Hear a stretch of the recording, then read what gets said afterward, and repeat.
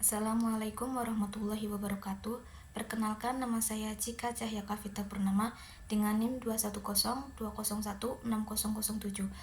Video ini dibuat untuk memenuhi tugas akhir mata kuliah Hukum Lingkungan dan Sumber Daya Alam.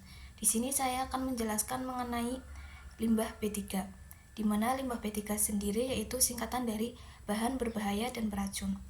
Limbah B3 merupakan suatu limbah yang sifat dan konsentrasinya mengandung zat yang beracun dan juga berbahaya yang menyebabkan kerusakan bagi lingkungan hidup dan juga kesehatan manusia, di mana pengelolaan limbah B3 ini diatur pada pasal 58 Undang-Undang Nomor 32 Tahun 2009 tentang perlindungan dan pengelolaan lingkungan hidup. Ada beberapa karakteristik dari limbah B3 ini, di antaranya yaitu yang pertama, eksplosif. Eksplosif sendiri yaitu yang berarti mudah meledak pada suhu dan tekanan tertentu saat terjadi reaksi kimia atau fisik. Yang kedua yaitu oksidatif. Oksidatif sendiri yaitu melepaskan panas atau percikan api ketika terkontaminasi dengan zat tertentu. Yang ketiga yaitu ada flammable atau mudah terbakar. Contohnya seperti bensin, alkohol, dan juga lain sebagainya.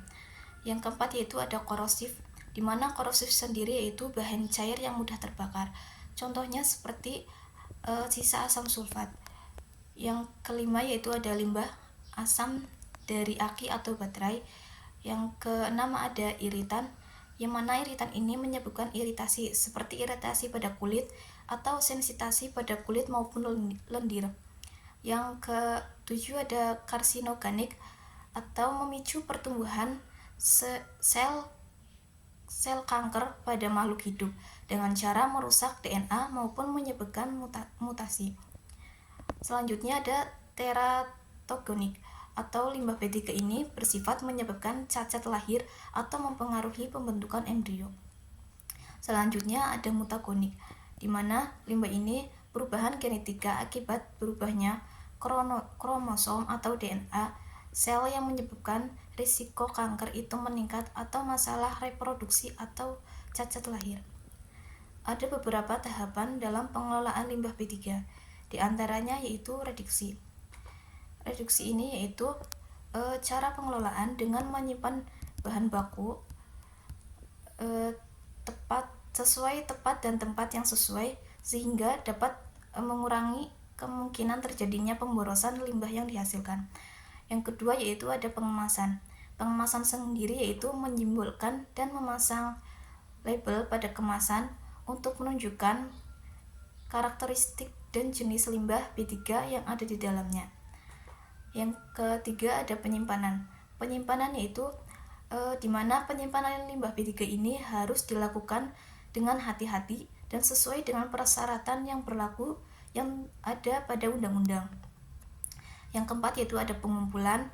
Pengumpulan limbah ini harus dilakukan secara terpisah sesuai dengan jenis limbah yang dihasilkan sehingga limbah tersebut tidak tercampur dan berpotensi menimbulkan risiko yang lebih besar. Yang kelima yaitu ada pengangkutan. Dalam pengangkutan, kemasan itu harus memenuhi persyaratan yang ketat, seperti dalam kondisi pengangkutan normal dan tidak terjadi kebocoran pada limbah. Dan yang terakhir yaitu pemanfaatan. Pemanfaatan ini seperti upaya pemanfaatan daur ulang, perolehan kembali, dan penggunaan kembali, dan juga lain sebagainya. Di mana dalam Peraturan Pemerintah Nomor 5 Tahun 2021 tentang penyelenggaraan perizinan berusaha berbasis risiko, di mana bahwa setiap perusahaan harus melakukan pengelolaan limbah B3 terlebih dahulu sebelum limbah tersebut dibuang, di mana seperti pengumpulan, pemanfaatan, pengolahan, dan penimbunan dengan mempertimbangkan jenis dan jumlah limbah tersebut. Demikian penjelasan mengenai limbah B3 dari saya. Apabila ada kesalahan, mohon maaf. Wassalamualaikum warahmatullahi wabarakatuh.